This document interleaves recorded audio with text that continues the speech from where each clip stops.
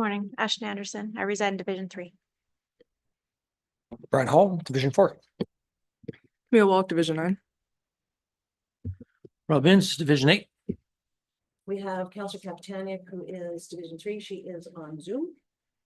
Counselor Gerlach is here and will join us shortly. And regrets we have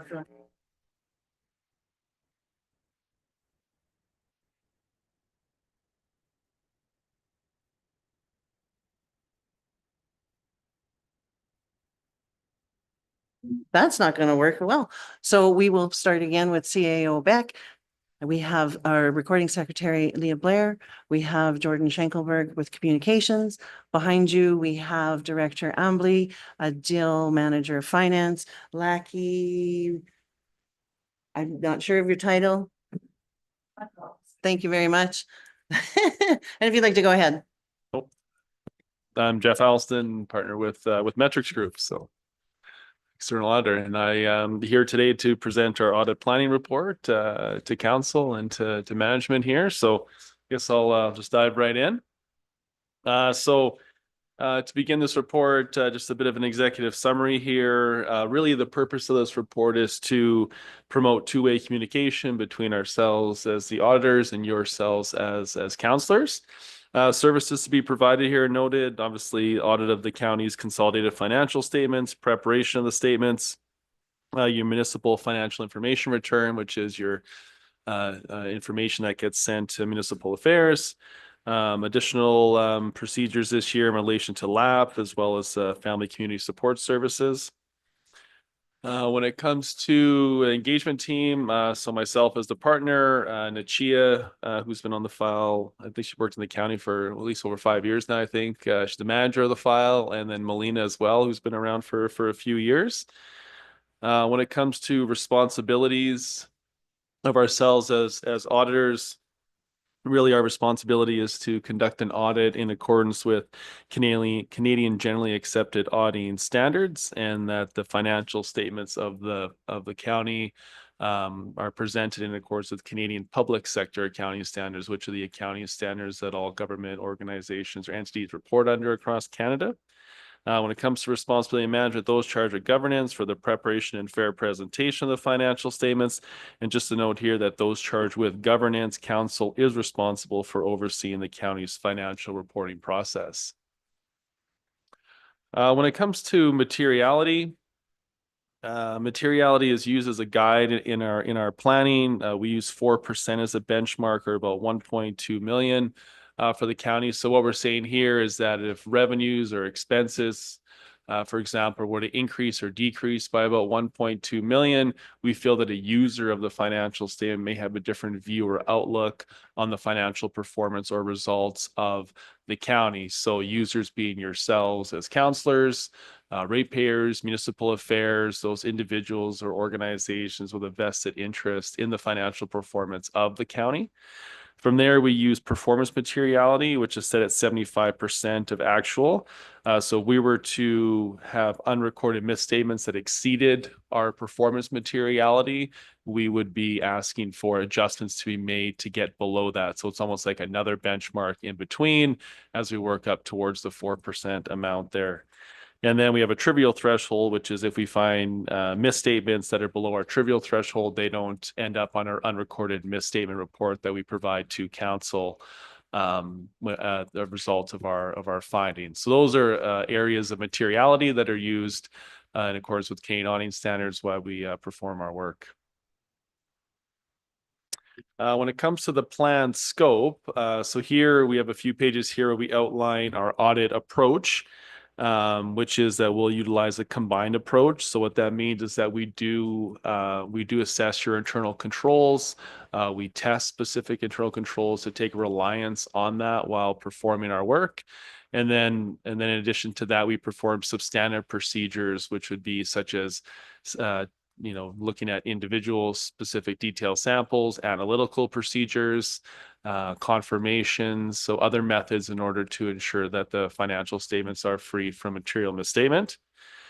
So when it comes to areas of focus, the main area of focus is management override of those controls. So management's in a unique position to potentially perpetrate or manipulate the financial statements, whether due to fraud or error. So with that said, they could be adjusting amounts to conform to budget, increase annual surplus. So we use data analytic tools to identify manual journal entries that may be indicative of manipulation of the financial statements. So stuff that's outside the normal processing of a receivable or a payable.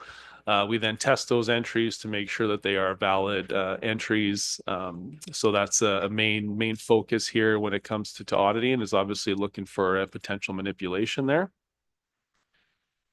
The next area of focus, main focus, is really revenue recognition. So making sure that revenue is being recognized once it's been earned or performance obligations have been met. So as the county receives specific grants, there's usually restrictions attached to those, making sure those restrictions are being met before the revenue is being recognized is a big thing. So definitely looking at receivables.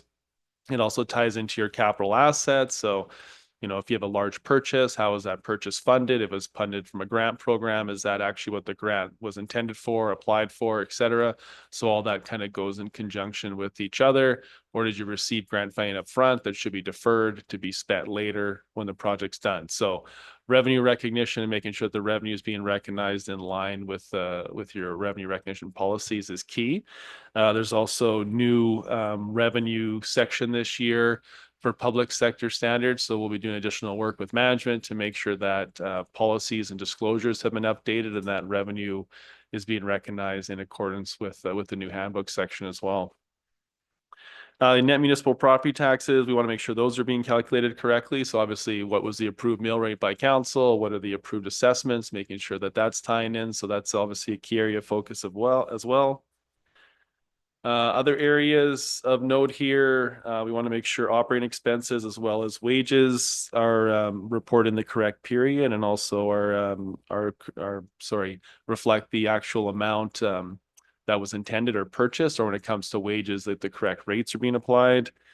Receivable balances is an area, so making sure that receivables have been picked up by the county, or that the receivables that you do have are deemed to be collectible. You don't want to be booking receivables that are 1 year, 2 year, 3 years old that potentially couldn't be collectible. Maybe an allowance is needed, so that's obviously an area of concern for us. And then the last two here, tangible capital assets. Again, here, just making sure that items that have been reported by management as tangible capital assets actually meet the definition of that. We look at items that have been expensed that potentially could meet the definition, and maybe they should have been tangible capital assets, making sure your amortization is calculated correctly, remeasurements, gains, losses. So again, a lot of work in that area. And then also looking at how these items were funded to make sure that the revenue recognition is being correct, whether it's through grants, through levies, or through reserves. And then inventory for consumption, making sure your gravel inventory is correct. So has a third-party report a measurement been done? Has that been calculated, adjusted for at year end to make sure that it's accurate based on a third-party measurement there? So those are just areas of concern and kind of the key areas of focus for us while we're performing our audit work when it comes to the county's financial statements where we feel there's potentially risk. When it comes to requests of those charged with governance, so when performing our duties, your duties as those charged with governance, you may become aware of additional areas of concern. So please feel free to either discuss them at this meeting here or to reach out to me. My email's on our website if you need to have more of a private conversation. When it comes to timelines, we performed our interim work in December there. We'll begin year-end work in March and obviously be here in April to report to council in relation to our findings. When it comes to client preparedness and engagement commencement, so just to note here, just to make sure that, we are booking dates to come in to do work. We're expecting that everything will be ready to go for us upon those dates. It's a tight schedule. So again, just kind of reiterating the fact that, we've set dates, making sure that the work and everything is available that we're asking for, so we can make sure that we're hitting the April council meeting as intended. When it comes to appendices, just appendix 1 here, just indicating our independence, that we are independent of council and of the county. Our engagement letter, which is in here in appendix 2. Management representation, which will get signed at the end of our engagements, which outlines all the information within our financial statements, and then additional communication of results. So this is our initial audit planning report, our audit findings report. We look at all those areas of focus. We provide you with any significant findings we would have had, or if we didn't, and have a discussion on those, as well as any other items that we would have noted while performing our work. Again, appendix 2 is just our standard engagement letter, which I do believe we might have a signed copy, or maybe we'll get a signed copy today. Oh yeah, it's already signed. And then appendix 3, which outlines some new accounting standards. So the one I spoke on earlier, 3,400 when it comes to revenue. So what has changed here? So really, they've established a new standard on how to account and report on additional revenues that that go beyond grants and taxes, and giving some guidance there. So how will this impact the audit? So we'll be required to perform additional work in this area. Significant revenue transactions reviewed for potential performance obligations to address these. It's not going to be as much work as what we did with asset retirement obligations. So we're expecting to just have some discussion with management, identify some additional revenue streams, identify the impact, and just update some financial statement disclosure. But I'm not expecting there to be a wholesale change on how much revenue should be recognized in the year when it comes to additional revenue items of the county. So what we require management is really, to review their other revenue streams, identify these items that we've listed here, determine the transaction exchange, identifying any performance obligations, transaction price, and then management will need to update their accounting policies to include a clear and concise description of these typical performance obligations. So we'll work with them on that in relation to policy there. So that's kind of it for this year. There is one here when it comes to public-private partnerships, which the county isn't involved in, and as well as any purchase intangible assets, which is not something that we would expect to see at the county as well. On the last page is the future accounting standard procurement. So on your December 31, 2027 financial statements, you'll have a new conceptual framework. It'll actually change the way your financial statements look. So currently you have financial assets, financial liabilities, non-financial assets, and then accumulated surplus. What will change is you'll still have your financial assets. Your non-financial assets will move up on the financial statements from the bottom to around the middle. They'll go below the financial assets to give you a total assets. You'll then have financial liabilities, non-financial liabilities, and then you'll have your net asset position. And then you will then have a traditional balance sheet where assets will equal liabilities and equity, as was seen maybe over 10, 15 years ago now when they changed the framework previously. There'll be other additional schedules, such as a net financial schedule where you have financial assets less financial liabilities. And then there'll be your accumulated surplus schedule, which will show your net assets, remeasurement gain losses. So that's kind of the change that you'll see. Mainly will be on the balance sheet, where you'll go back to a traditional balance sheet approach, where assets less liabilities and equity. So yeah. And that's kind of it for our audit planning report. I guess if anybody has any additional questions or concerns, I can definitely discuss.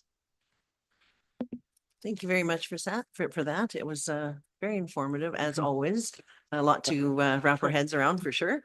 Anybody have any questions, comments? Play that for Jeff. Be quiet bunch.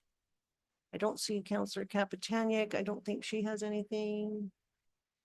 Alrighty. Well, if nobody has any questions or comments, thank you very much for your presentation. We will be going into closed, which is 4.2 of our agenda, to discuss your presentation. And it's under section 24, advice from officials, and it's following this open session. So if everybody's ready to go into closed, go ahead.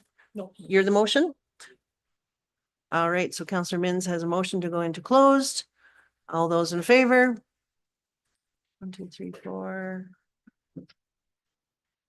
Counselor Capitanic, I'm not sure if she's there, but there she's coming. There she is. Nope. Dip in, out. There you are. All right, there she is. So I believe that's 7-0, and no opposed. So thank you very much. And I believe administration will be. Absolutely. Thank you. Thank you very much.